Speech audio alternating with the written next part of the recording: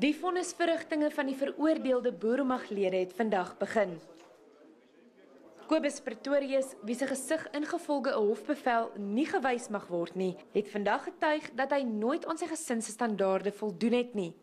Hy het getuig in die teenwoordigheid van sy pa, Dr. Lets Pretorius, en twee broers, Johan en Wilhelm. Al vier die Pretoriusse is vroeër skuldig bevind aan hoogverraad.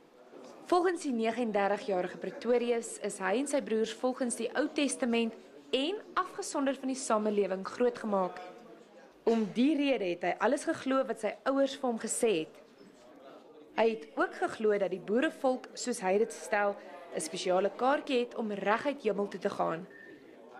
Pretorius het getuig hy het baie gesukkel met 'n swak selfbeeld en is beskou as 'n emosionele lid van die gesin. In die tronk het hy glo 'n gedaanteverwisseling ondergaan en toe eers besef sy verwysingsraamwerk was 'n leuen.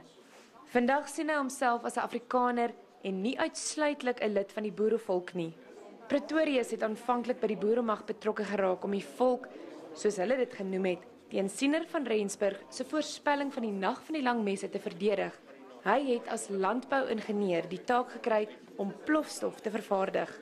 Pretorius het sy getuienis afgesluit deur te sê dat hy nie deel van die beplanningsstrukture van die boeremag was nie, maar dat hy eerder as kampkommandant kos gemaak het, klere gewas het en huis skoon gemaak het.